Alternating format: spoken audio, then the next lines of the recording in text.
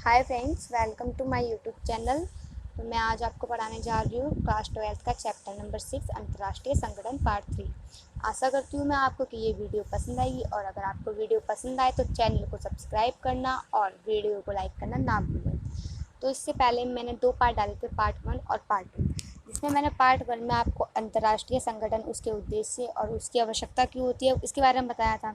और पार्ट 2 में मैंने आपको यूएनओ बताया था, यूएनओ के कार्य, उसकी आवश्यकता, उसके उद्देश्य, उसकी एजेंसी और उसके अंग। और अगर आपने अभी तक वो वीडियो नहीं देखी है तो आप उस वीडियो को देखें, तभी आपको ये आगे का समझ आएगा। उसका आपको लिंक डिस्क्रिप्शन बॉक्स में मिल जाएगा। तो हम बिना किसी देरी के आगे पढ़ते हैं। तो मैं आज आपको पढ़ाऊँगी क्लास 12 का चैप्टर नंबर 6 अंतर्राष्ट्रीय संगठन पार्ट 3। तो हमने इसमें अब हम बात करते हैं इसमें सुरक्षा परिषद के सदस्य। हमने इसमें जैसे पहले बात करी थी सुरक्षा परिषद क्या होता है? यूएनओ का अंग होता है। यूएनओ का अंग अलग होता है, यूएनओ की एजेंसियां अलग होती हैं। तो आज हम पढ़ेंगे कि सुरक्षा परिषद के जो होते हैं उनके सदस्य के बारे में पढ़ेंगे। तो उनके कुल सदस्य कितने होते हैं? 15। सुरक्षा परिषद के भी 2 अंग होते हैं, एक होता है स्थायी, जो मतलब बदलते नहीं है, और एक होता है अस्थायी। स्थायी सदस्य होते हैं 5 और अस्थायी होते हैं 10। इसमें देश शामिल होते हैं अलग अलग, जैसे इसमें 5 देश हैं जो फिक्स हैं एकदम, वो बदलते नहीं हैं। FACER, F मतलब फ्रांस, A मतलब अमेरिका, C मतलब चाइना, E मतलब यूरोप, R मीन्स रसिया। तो ये 5 देश शामिल हैं। और अस्थायी 10 हैं। अस्थायी बदलते नहीं है, मतलब बदलते हैं, तो अभी ये फिक्स नहीं है, तो इसलिए इनका किसी का नाम नहीं है इसमें। तो मैं आशा करती हूँ शायद आपको इतना तो समझ में आया होगा। तो हम आगे बढ़ते हैं। अब हम बात करते हैं सुरक्षा, एक मिनट। तो अब हम बात करते हैं सुरक्षा परिषद की स्थायी सदस्यता हासिल करने के लिए योग्यताएं। तो ऐसा जो क्वेश्चन होता है वो पेपर में बहुत बार आता है, मतलब अभी तक तो आ ही चुका है बहुत बार। ये बहुत मोस्ट इम्पोर्टेंट क्वेश्चन है ये, कि सुरक्षा परिषद की स्थायी सदस्यता हासिल करने के लिए योग्यता। ऐसे आपको क्वेश्चन घुमा भी सकता है कि मान लो आप भारत के नागरिक हो और अब भारत को स्थायी सदस्यता हासिल कराने के लिए उसके पक्ष में क्या समर्थन करोगे, कि मतलब भारत को भी स्थायी सदस्यता मिलनी चाहिए।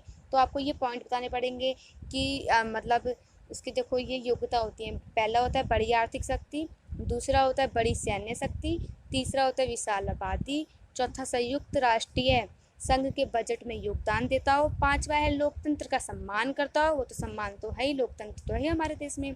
और छठा और लास्ट है हमारा ये, कि यह देश अपने भूगोल, अर्थव्यवस्था और संस्कृति के लिहाज से विविधता की नुमाइंदगी करता हो। इसका मतलब होता है, देखो विविधता मतलब हमें पता है, विविधता मतलब होता है अलग अलग वैरायटी, मतलब वैरायटी के लोग। जैसे देखो संस्कृति के लिहाज से विविधता, इसका मतलब है कि अलग अलग वैरायटी के लोग, अलग अलग जाति के लोग, हिंदू मुस्लिम सिख ईसाई वो सब हों इसमें। और भूगोल मतलब भूगोल, अर्थव्यवस्था और संस्कृति का मतलब आप समझ गए। संस्कृति में विविधता मतलब, भूगोल में विविधता मतलब होता है कि ईस्ट में कुछ और, वेस्ट में कुछ और, नॉर्थ और साउथ मतलब उत्तर, पूरा पश्चिम, उत्तर दक्षिण, हर चीज़ों में अलग अलग हो। तो शायद मैं आई होप कि आपको ये क्वेश्चन समझ में आया होगा। ये बहुत मोस्ट इम्पोर्टेंट क्वेश्चन है पेपर के लिए, हमेशा आता है 6 मार्क्स में। तो ये क्वेश्चन घुमा फिरा के भी आ सकता है, शायद आप इसका आंसर दे लें। इसको एक बार देख लेना, हो जाएगा ये। अब हम आगे पढ़ते हैं कि सुरक्षा परिषद की स्थायी और अस्थायी सदस्यों में अंतर। अभी हमने पढ़ा स्थायी सदस्य कितने होते हैं और अस्थायी कितने होते हैं। तो ये कभी कभार 3 मार्क्स में क्वेश्चन आ जाता है कि अस्थायी सदस्य और स्थायी सदस्यों में अंतर बताओ। तो स्थायी सदस्य में देखो, सबसे पहला जो हम स्थायी पढ़ेंगे उसका अपोजिट हो जाएगा वो बिल्कुल। जैसे देखो अब हम देख लेते हैं इसमें। पहला क्या है? स्थायी सदस्य सुरक्षा परिषद में हमेशा के लिए चुने गए हैं। अब नॉर्मल बात है, वो जब स्थायी हैं, स्टेबल हैं, तो हमेशा के लिए तो होंगे, ये क्लियर एकदम। इनके पास वीटो की शक्ति होती है, वीटो हमने पहले पढ़ रखा है 11th क्लास में। वीटो की शक्ति, इनकी संख्या क्या होती है? इनकी संख्या 5 होती है, मतलब ये संख्याएं 5 होती है, एकदम फिक्स है। और यह सुरक्षा परिषद के सभी फैसलों में महत्वपूर्ण भूमिका निभाते हैं। पांचवा है सुरक्षा परिषद के किसी भी फैसले को रोक सकते हैं, क्योंकि ये स्थायी होते हैं इसलिए ये किसी भी फैसले को रोक सकते हैं। अब हम बात कर लेते हैं अस्थायी। अस्थायी इसके अपोजिट होता है बिल्कुल ही, मतलब जैसे ये जो होता है, ये हम पहला पॉइंट देख लेते हैं इसका। ये सुरक्षा परिषद में केवल 2 साल के लिए चुने जाते हैं, मतलब ये फिक्स नहीं होते। ये तभी इसका नाम ही है अस्थायी, ये स्थायी नहीं है। हर 2 साल में नए नए मेंबर बनते हैं। इनके पास वीटो की शक्ति नहीं होती। वो संख्या में 5 थे अस्थायी, और ये है संख्या में 10। और चौथा पॉइंट है, यह सुरक्षा परिषद के सभी फैसलों में महत्वपूर्ण भूमिका नहीं निभाते। और जो जैसे कि हमने ऊपर पढ़ा है, स्थायी सदस्य वो सारे मतलब जितने भी फैसले हों उसमें महत्वपूर्ण भूमिका निभाते हैं।